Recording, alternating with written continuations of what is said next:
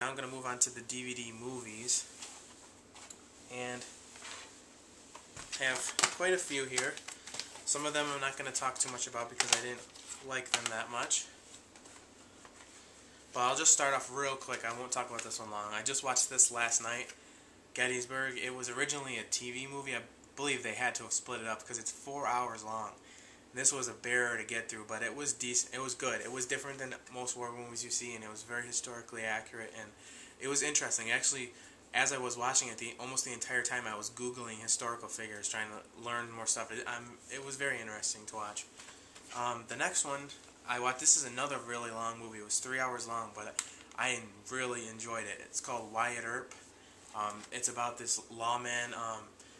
Just watch it. It stars Kevin Costner and Dennis Quaid. Dennis Quaid plays. I always start talking and then I forget names of people. Doc Holliday he plays, and yeah, this is really good. I really like this one. This is probably one of the favorite ones that I saw this month.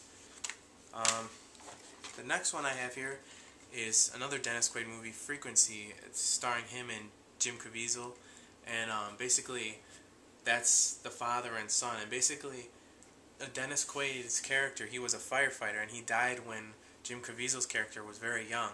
And what happens was, the week that his dad died, there was this like Aurora Borealis thing going on. And he always used to talk on this ham radio. And then 30 years in the future, his son, who became a police detective, happened to pull out the ham radio when the Aurora Borealis was going on again, and somehow they were able to communicate with each other through time. It was really interesting. I mean, you can get this movie for $3.99 at Big Lots, basically anywhere across the country, as far as I know, and it's worth $3.99. It was very interesting, and I enjoyed it. It wasn't like the best thing I've ever seen, but it was cool. I had never seen it before, and I liked it. The next one is another one I got at Big Lots for $3.99. This one I really liked. It's a Clint Eastwood movie, and Clint Eastwood is one of my favorite actors. It's starring Kevin Costner and Clint Eastwood. It's called A Perfect World. Basically, Kevin Costner's character has escaped from prison, and he's kind of forced into kidnapping a boy. He has no other choice. I'm not going to tell you. I can't explain how. You just have to watch it and see what happens. But basically, this boy kind of becomes like his partner in crime in some ways, and you kind of root for Kevin Costner, and even though he's sort of the bad guy, you kind of root against the cop, which is played by Clint Eastwood, and you root for Kevin Costner. It's just the way that it works out. Sometimes that happens when you're watching a movie, but definitely recommend this movie. It was very good, and if you can find it, look at Big Lots. You should be able to find it there. The next one I have here is one I really didn't like. The only reason I bought it is because I also got the TV series recently, and before I started watching it, I wanted to see the movie. It's called Alien Nation, and I really did not like this movie. It's one of the worst movies I've ever seen. James Caan, horrible acting in this movie. Absolutely horrible. The jokes were so stupid. And he ran around with this Dallas Cowboy sweater on the whole time. I just wanted to punch him in the face. In case you didn't know, I don't like Dallas Cowboys. I don't like them at all. I'm a Chiefs fan, and they're not in my division or anything, but it's just like everyone here in Rochester, it seems like there's more Cowboys fans than Bills fans, even though we're in Buffalo Bills territory. They have their training camp here in Buffalo, or here in Rochester, and I mean, everybody just jumped on the bandwagon because they won the 2 Super Bowls against the Bills, and it's just like, whatever. Why can't you like a team for other reasons other than they're good? I know I was supposed to be talking about a movie and I ended up talking about football, but you know, I love football, so. The next one I got was a Coen Brothers film that I had never seen, and I had been wanting to see for some time. Old Brother, Where Art Thou? Really enjoyed this film. You should definitely check it out. Not much to say. 3 escaped prisoners.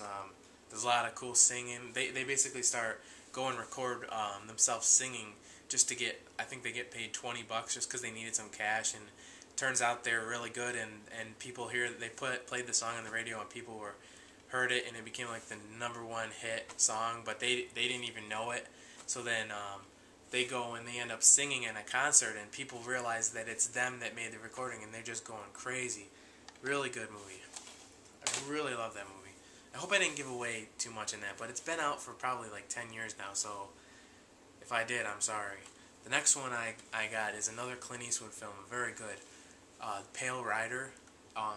This was a very good movie. It's basically about this mining town these people are mining for gold. They have a small little village put together, and there's these other big company that's basically they're using these hydraulics to blast the land, and they want to take over the territory that this little village has. So they keep going and raiding the village and trying to scare them away, and they're damaging all their houses and stuff, and basically doing a lot of criminal stuff. And basically, one of the guys that's raiding shoots this little girl's puppy, and she goes and she prays for a miracle. And then the next day, Clint Eastwood's character shows up, and it turns out he's a preacher, but he's like really like. He's like really. I don't know how to say it, but like he's like he's just the man like in the West. Like he can shoot anybody. He can do anything that anybody can do, and he does it better than them. He can beat the crap out of 5 guys at the same time. It's just really cool. Clint Eastwood's character is really awesome. Clint Eastwood is a phenomenal director. By the way, he does have a new, like a more of a science fiction-y movie coming out that he directed, which is very different for him. I'm looking forward to checking it out, and I can't recall the name, but if you just Googled him, you will be able to find it out. But definitely check out Pale Rider. This was on sale last week or 2 weeks ago for $3.99 at Best Buy, so it's probably not on sale anymore. But if you can find it cheap, even if you can't, even for $10, I would pay $10 for this movie. Very good movie. The next one I got, this one I didn't like. I liked it a little bit, but I don't even know why I really bought it. But it's called The Corpse Bride. It's alright. I have a couple friends that are really obsessed with it, and they made me watch it. And then I saw it really cheap, like $2, so I just figured I'd buy it. It's alright. It's in Johnny Depp in another one of those claymation movies. The next one I got was a phenomenal movie, an all-time classic that I had seen years ago, but I hadn't seen it. Didn't remember most of what happened. And it's The Great Escape, and it's about these men that are in a new, like it's a high-tech Nazi prisoner of war camp, and they're basically trying to escape. And this is like, they've all been in other camps, and they're like expert escape artists. So they put all the worst guys in this. So, and they figured that they made it really hard for them to try to escape. But it was a very good story. It's based on a true story. Starring Steve McQueen and James Garner. And very interesting thing about this movie is that I was told that Steve McQueen did all of his own stunts with the motorcycle, and when you see all the stuff that he did, like, you'll be surprised that there were some cool chase scenes on the motorcycle. This movie is relatively long. I believe it's between 2.5 to 3 hours, but it keeps you interested the whole way through. It's definitely worth watching. Let's see. Next one I got is an all-time classic. I won't even talk about this long because everyone's seen it. Stand By Me. I love this movie. I just didn't have it in my collection. I had to pick it up. Next one I got is one that was recommended to me by Zarin Isaac. He didn't recommend it to me personally, but I saw a video that he did where he said some good things about this movie, so I decided to look for it and buy it. It's called Outland, starring Sean Connery, and it's a science fiction movie. Basically, Sean Connery is a marshal. He's like the head law enforcement dude on a mining colony on one of Jupiter's moons, and basically there's some crazy stuff going on the moon. That some of the things that the company that owns the mining colony is doing that, and it's basically one man against everyone, and it's really cool. I really enjoyed it, and for the age of this movie, it was actually very well done. The sets were amazing. They just don't make sets like this anymore. Everything has to be CGI. Really, really liked this movie. And the next one I got was another science fiction movie that I also heard Zarin Isaac say was a good one, and I enjoyed it. The Black Hole. This is a Disney movie, and it's a science fiction movie. There's not much to say about it. It was okay. I enjoyed it. I'm glad I bought it. So yeah, if you see this cheap, you should check it out. It's interesting, especially if you like science fiction movies. You'll like this. The next one I got. This is one that my friends and I had been wondering if it was. We hadn't talked to anyone that had seen it, so we didn't know if it was any good or not. And I was very curious to find out what it was about. It's called The Box, starring James Marsden and Cameron Diaz, and This movie was okay. I think the only reason that I even say it's okay is because of some of the things. I can't even say it because I don't want to give away anything, but there's certain elements involved that I'm a big fan of. Like, not that I believe it's true or anything, but just that I find interesting, especially in movies. And it's just okay. It's nothing special. It's worth watching. I mean, it's suspenseful. It has some things that might freak you out a little bit at certain points, but I mean, Cameron Diaz's acting in this movie was absolutely hideous. Her accent, she was using this southern accent, or some kind of accent, I don't even know, and it sounded so stupid. I really cannot stand Cameron Diaz as an actress. I don't think she's a very good actress at all. I don't even think she's hot like everyone says she is.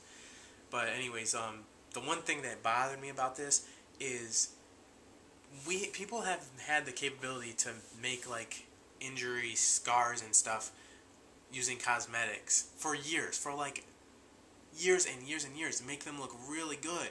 I mean, if you look at, I know one of Sean C. Phillips' friends, Victor Accord, he does that for a living, I believe. He does for movies. He makes make different scars and all kinds of crazy stuff. You have to check out some of his videos. But he is but that kind of, why can't they do this for this movie? There's this character right here. He had a scar on his face where part of his jaw was missing. And they did it with CGI. And then Cameron Diaz's character, she was missing one of her feet. And they did that with CGI. I mean, it would look so much better if you just used the makeup. And I think it would probably be cheaper. I've always been told that CGI is much more expensive than anything else. It's cheaper to, I've always been told that usually it's cheaper to build a set than it is to build a set with CGI or something like that. So, I mean, this kind of outrages me that they wouldn't, for something as simple as that, as like that kind of a makeup thing that they could do, why wouldn't they just do that rather than do it CGI? That really bothers me. The next movie I saved for last because I really hated it, and I'm never going to watch it again because it's ultra depressing. It's called Reservation Road. This movie just sucked the life out of me. I couldn't stand it. It was very hard to watch. It's very sad. Basically, Joaquin Phoenix's character, his son is killed in a hit-and-run accident, and he was killed by Mark Ruffalo's character, who is just a father. He was distracted by his ex-wife calling him on the phone, and at the same time trying to take care of his son. I mean, he wasn't trying to do anything wrong, but he did. And basically, it's the whole drama that unfolds. And I mean, there were some scenes that were acted out very, very well, and then there were other scenes where the actors did horrible. So I mean, I saw bad acting and good acting from the same actors in the same movie. So, I mean, I really didn't like this film, and I know probably a lot of people did like it, and I think it did get some good criticism or whatever, but anyways, that's that for my September 2010 Blu-ray and DVD update. I hope you enjoyed it, and hopefully the next time that you see a video from me, it will be something cooler, something about, maybe I'll show off my apartment when I have everything set up, and that should be a lot of fun. I have a lot of work to do in here. I'm hoping that I'll be able to set it up in a way where I can still have my DVDs behind me, but I'm kind of not too sure about that. And you'll know why once I'm able to show you the tour of the apartment. Anyways, thanks for watching. Bye.